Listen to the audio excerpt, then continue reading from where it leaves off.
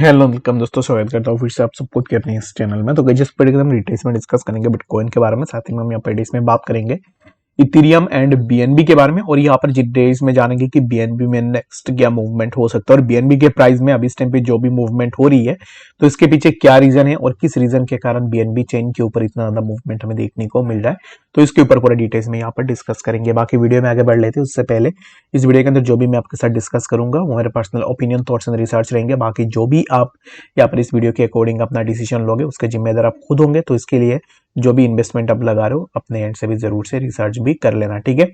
तो BNB actual में है क्या? बीएनबी यहाँ पर बाइनेंस का खुद का एक प्रोडक्ट है जो कि जिसका नाम है बीएनबी।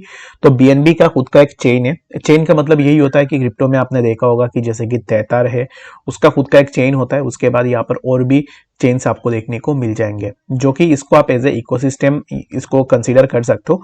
बीएनबी में अभी इस टाइम पे जो प्राइस का मूवमेंट हमें देखने को मिल रहा है तो इसके पीछे the fast and the main reason is that कि इस टाइम पे जितने भी नए नए प्रोजेक्ट्स मार्केट के अंदर आ रहे हैं, ठीक है। एग्जांपल के लिए मैं आपको बता देता हूँ, जैसे कि शिबा इनू कॉइन है, ये इथेरियम ब्लॉकचेन के ऊपर बना हुआ है, ठीक है। यानी कि इथेरियम का चेन का यूज किया हुआ है।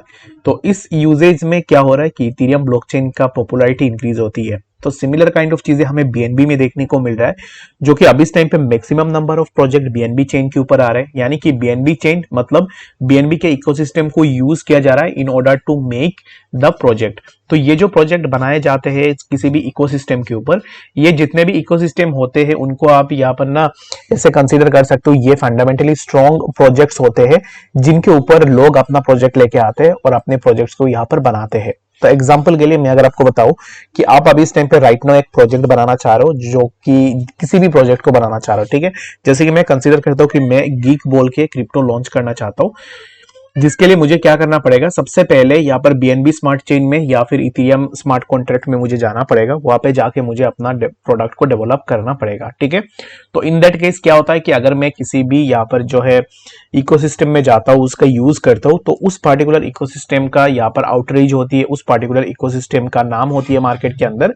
तो इन दैट केस क्या होता है कि इकोसिस्टम के अंदर हमें ग्रोथ देखने को मिलती है एंड उसी पार्टिकुलर इकोसिस्टम का एडेप्टेबिलिटी हमें ज्यादा देखने को मिलता है। अगर आपने देखा होगा, और इस चीज को अगर आपने देखा होगा ना, तो बाइनेंस अभी इस टाइम पे अपने इकोसिस्टम के ऊपर बहुत सारे प्रोजेक्ट्स को लॉन्च कर रहा है।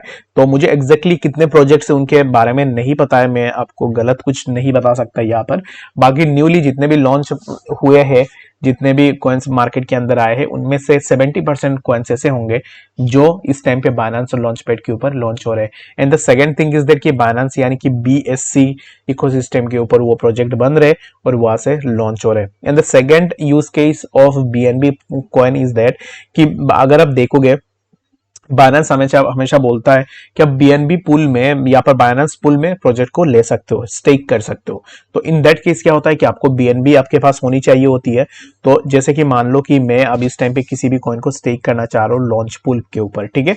कॉइन लॉन्च होने से पहले ही मैं उसको स्टेक कर रहा हूँ, लॉन्च पूल पे उसको लेना चाह रहा हूँ।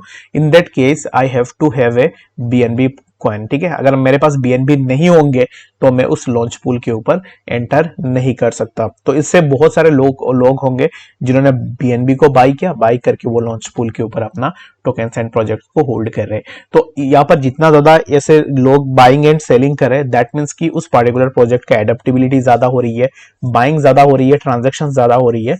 इन दैट केस उसके प्राइस में हमें मूवमेंट देखने को मिल रहा है। And the one thing that we should remember is that कि बाइनेंस यहाँ पर ना एक बीएनबी कॉइन एक बहुत बड़ी एक्सचेंज का नेटिव कॉइन है, जिसका पॉपुलैरिटी आगे आने वाले टाइम में और भी ज्यादा हो सकता है, ठीक है। तो आई डोंट थिंक सो कि ज्यादातर लोगों को ये चीज पता होगा कि एग्जैक्टली बीएनबी में क्यों हमें इतना मूवमेंट देखने को मिल रहा है, इसके पीछे क्या रीजन है।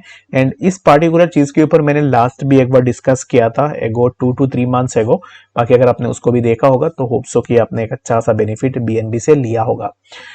अब इस टाइम पे क्या बीएनबी का ये जो ग्रोथ है ये कंप्लीट हो चुका है? नहीं, अब इस टाइम पे बीएनबी का ग्रोथ कंप्लीट नहीं हुआ है। आने वाले टाइम में बीएनबी और भी ऊपर जा सकता है।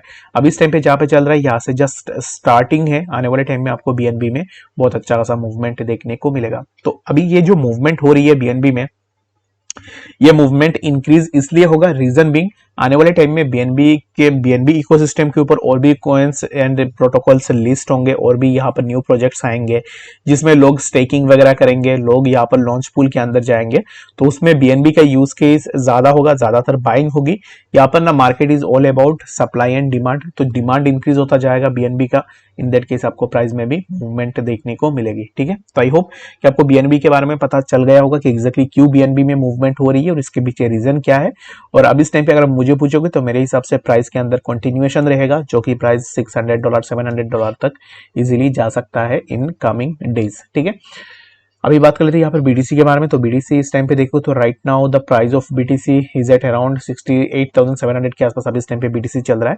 और बीटीसी में जैसे मैंने मॉर्निंग में बताया था तो स्टिल मैं वही डिसीजन पे ही हूँ और मेरे हिसाब से प्राइस अभी इस टाइम पे जहाँ पे चल रहा है यहाँ से एक कंटिन्यूएशन हमें बीटीसी में देखने को मिलेगा, जो कि अराउंड इसी जोन पे 70,300 and later you can expect कि हमें बीटीसी में और भी मूवमेंट देखने को मिल जाए। तो बीटीसी के लिए अभी इस टाइम पे नथिंग मच चेंज्ड, जो कि मेरा एक्सपेक्टेशन था कि 70,300 70,400 के आसपास, उन जोन्स के आसपास अभी इस टाइम पे बीटीसी का मैं एक्सपेक्टेशन लगा रहा हूँ। ठीक है, तो बीटीसी को लेकर मैं अभी इस टाइम पे नीचे का नहीं सोच रहा हूँ, मेरे हिसाब से प्राइस अभी इस टाइम पे जहाँ पे चल रहा है वहां से प्राइस के अंदर हमें एक कंटिन्यूअस अपवर्ड मूवमेंट देखने को मिलेगा।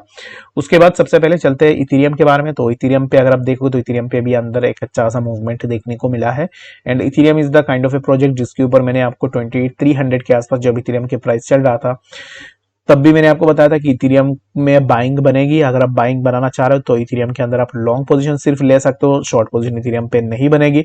और यहां से देखोगे तो इथेरियम पे हमें एक अच्छा सा मूवमेंट देखने को मिला। मैंने एग्जैक्टली किस जोन के ऊपर आपको बताया था वो मैं आपको यहाँ पर इथेरियम पे दिखा देता हूँ। ठीक है, समवेयर अराउंड इसी पर्टिकुलर जोन के आसपास मैंने आपको बाइंग के लिए बताया था और यहाँ से देखोगे तो इथेरियम अराउंड 70% के आसपास ऊपर आ चुका है। तो इथेरियम पे अभी इस टाइम पे नेक्स्ट क्या मूवमेंट होगा, क्या हमें शॉर्ट करनी चाहिए इथेरियम के ऊपर? अगर आप शॉर्ट करते हो तो फिर आपके लिए जो मैक्सिमम जो गेन रहेगा, मैक्सिमम जो आप नीचे आ सकते हो अराउंड 2.8% के आसपास आ सकते हो। तो इसमें मैं यही रेकमेंड करूंगा rather than going on a short position in Ethereum, आप अभी इस टाइम पे लॉन्ग के लिए इथेरियम पे देख सकते हो। इथेरियम को लेकर भी बहुत सारे इवेंट्स मार्केट के अंदर आ रहे हैं, जैसे कि इथेरियम ईटीएफ को लेकर बहुत ज्यादा हाइप है एंड इस हाइप के चलते हुए इथेरियम अराउंड $5,000 के आसपास भी इजीली जा सकता है।